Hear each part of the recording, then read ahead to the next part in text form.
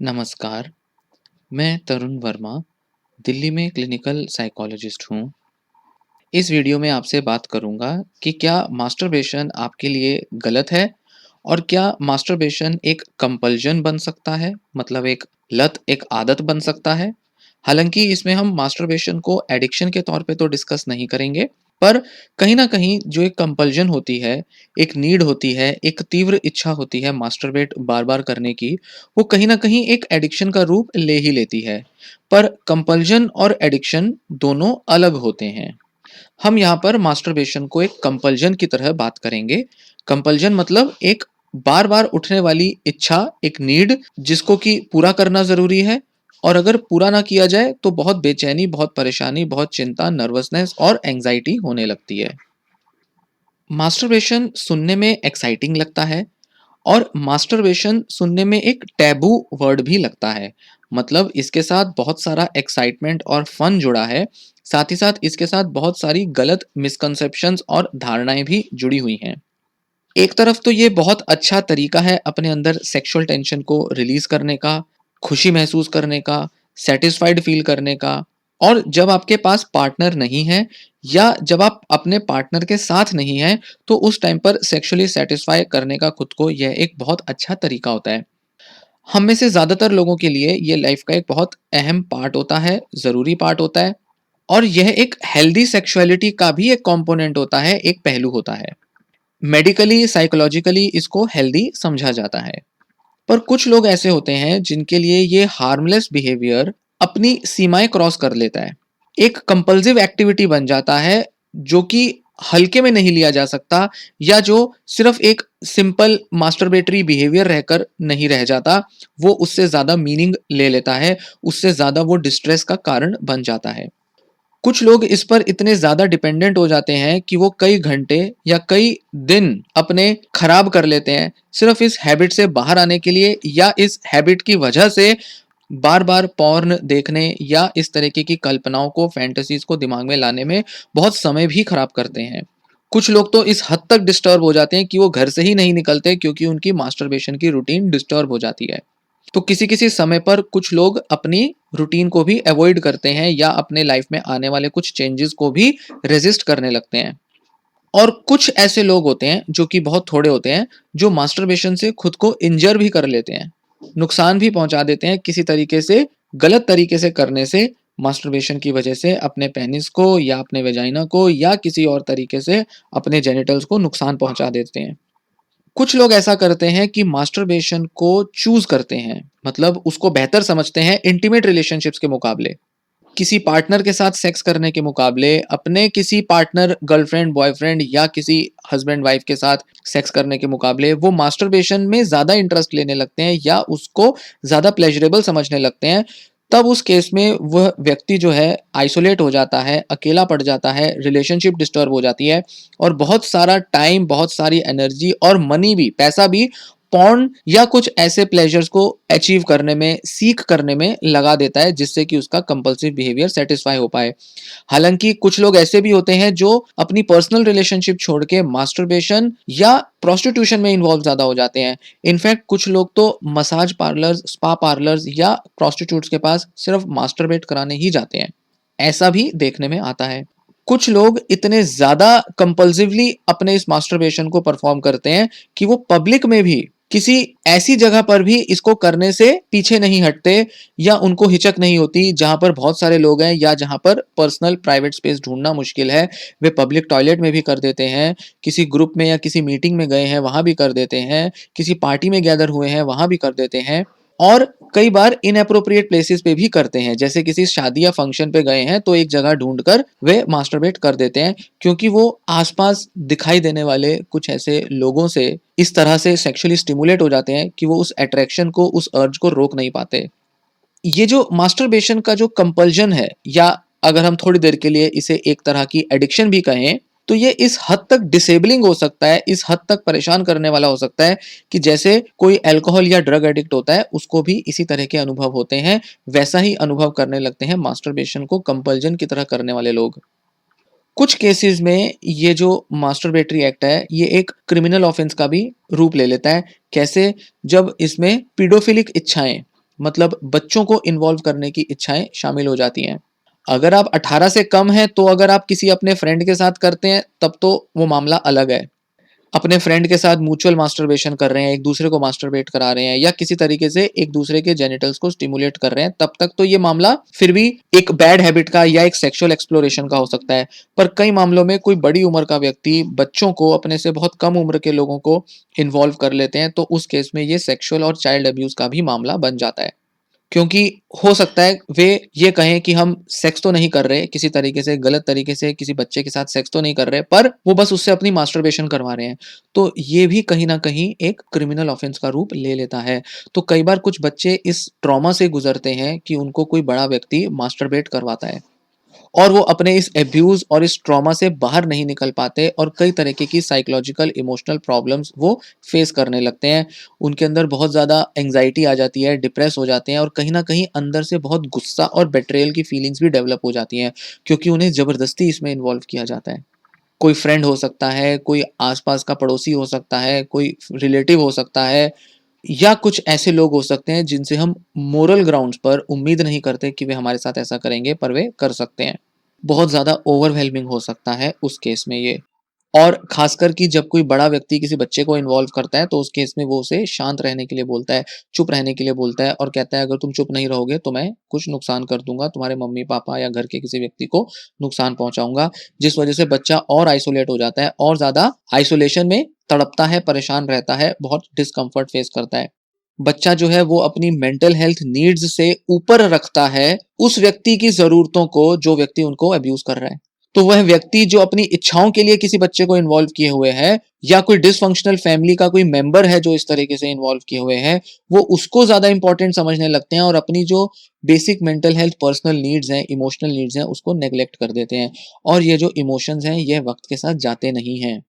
ये बहुत ज़्यादा इंटरनल टर्मॉइल, उथल-पुथल क्रिएट कर देते हैं, जिसमें दवा की भी ज़रूरत पड़ सकती है और बड़ी उम्र में जाकर ये एक तरीके की सेल्फ हेट्रेड घृणा भी पैदा कर देती है कि मैंने सही समय रहते, सही तरह से कोई एक्शन क्यों नहीं लिया, मैं खुद से नफ़रत करता हूँ या खुद से नफ़रत करती हूँ या मुझे घृणा है खुद से, नफ़रत है खुद से कि मैंने ये सब क्यों सहा, मैंने ये सब क्यों देखा, क्यों टॉलरेट किया, क्यों मैंने कोई एक्शन नहीं लिया, क्यों मैंने किसी तरीके से आवाज़ नहीं उठाई, कोई स्टेप नहीं लिया, स्टैंड नहीं लिया। और ऐसे में थेरेपी की ही ज़रूरत पड़ती है। थेरेपी के बिना या कभी-कभी मेडिकेशन के बिना ये जो इमोशनल टॉर्चर है, ट्रॉमा है, ये बाहर नहीं जा पाता, ये रिज़ॉल्व नहीं हो पाता।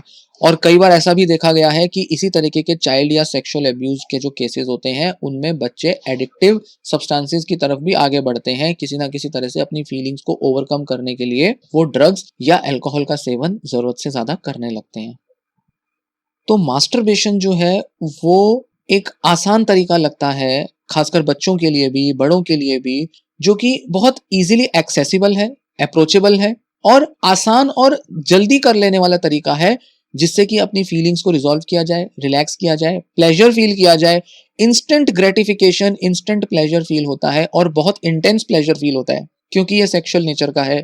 जिससे कि हम अपने बॉडी पर बहुत ज़्यादा फिक्सेट हो जाते हैं, अपनी इस हैबिट पर बहुत ज़्यादा कंपल्सिवली अटक के रह जाते हैं और ये उसी तरीके के केमिकल्स हमारे ब्रेन में पैदा करता है जैसे कि कोई एडिक्शन का सब्सटेंस पैदा करता है, मतलब अल्कोहल या ड्रग। या ये कहें कि इंटरनेट और सोशल मीडिया का एडिक्शन भी ऐसे ही सिम्पटम्स लेकर आता है, वैसे ही सिम्पटम्स मास्टरबेशन का कंपल्जन भी लेकर आता है। बहुत सारे ऐसे लोग जिनको सेक्स का एडिक्शन है या कंपल्जन है, उनके लिए मास्टरबेशन एक बहुत अच्छा और बहुत कॉमन ज़रिया होता है अपनी सेक्सुअल अर्जेस को पूरा करने का।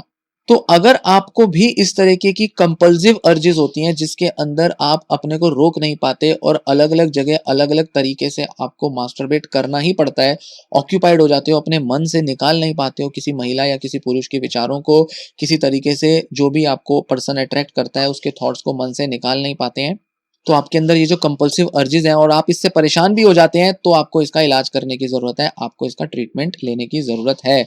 एक ऐसे ट्रेन्ड प्रोफेशनल क्लिनिकल साइकोलॉजिस्ट या साइकियाट्रिस्ट के पास विज़िट ज़रूर करें अगर आप बहुत ज़्यादा परेशान हो चुके हैं अपनी इस मास्टरबेशन की हैबिट से और ये आपकी लाइफ़ को बहुत ज़्यादा इफ़ेक्ट कर रही है। सबसे ज़्यादा ये इस वजह से आपको इफ़ेक्ट कर सकती है कि आपकी पर्सनल रिलेशनशिप्स, आपके अपने पार्टनर के साथ जो रिलेशनशिप्स हैं, वो भी इफ़ेक्ट हो रही हैं या आप उन रिलेशनशिप्स को अप्रोच ही नहीं करना चाहते क्योंकि आप मास्टरबेशन से ही संतुष्ट हो गए हैं। बहुत सारे ऐसे मामलों में जहाँ डिप्रेशन, एंग्जायटी या ओसीडी जैसी प्रॉब्लम्स होती हैं, वहाँ मास्टरबेशन ज़्यादा देखने में आता है, क्योंकि उस केस में जो साइकोलॉजिकल डिस्ट्रेस होता है, उसको दूर करने के लिए सबसे अच्छा और आसान ज़रिया होता है मास्टरबेशन। एक तो ये सेक्सुअल एक्टिविटी होता है, इसके अंदर आप कुछ भी फैंटेसाइज़ कर सकते हो, पूरी फ्रीडम मिल जाती है, साथ ही साथ इंस्टेंट प्लेज़र मिल जाता है, बहुत इंटेंस प्लेज़र मिल जाता है, जिससे कि आप अपने डिप्रेस्ड या अपनी एंग्शियस फीलिंग से कुछ देर के लिए दूर हो पाते हो, रिज़ॉल्व कर पाते हो उन्हें। तो अक्सर ये देखा जाता है कि ऑब्सेसिव कंपल्सिव डिसऑर्डर या एंजाइटी या डिप्रेसिव डिसऑर्डर्स में लोग मास्टरबेट अक्सर करते हैं। वो इसलिए करते हैं क्योंकि उनको वो बहुत जल्दी बहुत अच्छा रिलीफ देता है। ऐसा कि जैसे कोई और एक्टिविटी नहीं दे सकती, जैसे कि कोई मेडिसिन भी शायद नहीं दे सकती। तो सेक्सुअल फैंटेसी बार-बार मन में लाना ये एक आदत बन जाता है बहुत से लोगों के लिए।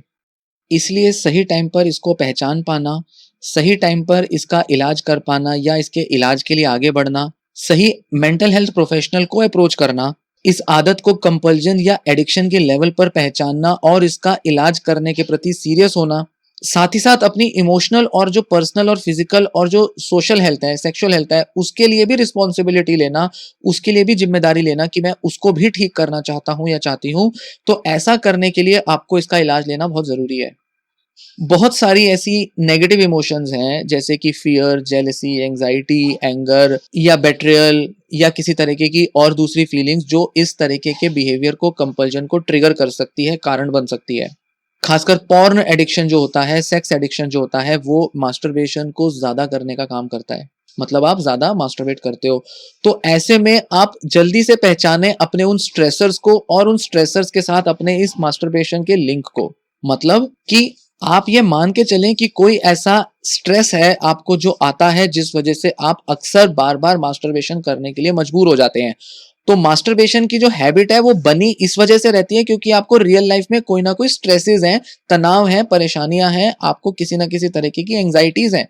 तो जब भी आप उसको स्ट्रेस को फील करते हो तो आप रिएक्शन देते हो, कैसे? अपने को प्लेजर फील कराने के लिए मास्टरबेट कर लेते हो। तो ये जो पैटर्न अगर आपने बना रखा है, इस तरीके की आदत अगर आपने बना रखी है, तो आप कंपल्सिवली मास्टरबेट कर रहे हो सकते हो। इसको पहचानें और इसका इलाज करें। इलाज इस तरह से करें कि आपको अपने स्ट्रेसर्स को, उन कारणों को जिनसे आपको स्ट्रेस आता है, उनको मैनेज करना पड़ेगा हेल्दी तरीके से, एडेप्टिव तरीके से, प्रैक्टिकल तरीके से।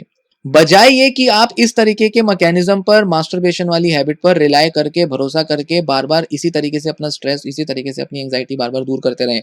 नहीं, इससे आप केवल उलझे रह जाएँगे और अपनी ना प्रॉब्लम को रिज़ॉल्व कर पाएँगे, ना अपनी इस मास्टरबेशन की हैबिट को कभी सॉल्व कर पाएँगे। तो 2 तरीके की प्रॉब्लम्स एक तरीके से आप कैरी कर रहे हो लगातार सारा टाइम। इस तरीके से जब आप हेल्दी बिहेवियर्स लेकर अपनी प्रॉब्लम्स को, अपने स्ट्रेसेस को जब रिजॉल्व करोगे, अपने डिप्रेशन, एंग्जायटी या ऑब्सेशन को रिजॉल्व करोगे और अपने मास्टरबेशन को सही तरीके से पहचानोगे, उस हैबिट को, उस कंपल्जन को, उस एडिक्शन को सही तरीके से पहचान कर उसको दूर करने की तरफ आगे बढ़ोगे, तो ही आप मास्टरबेशन को उसके लेवल तक ला पाओगे। मतलब कि वो एक मोमेंटरी और टेम्परेरी प्लेजर है जो ओकेजनल नेचर का होना चाहिए।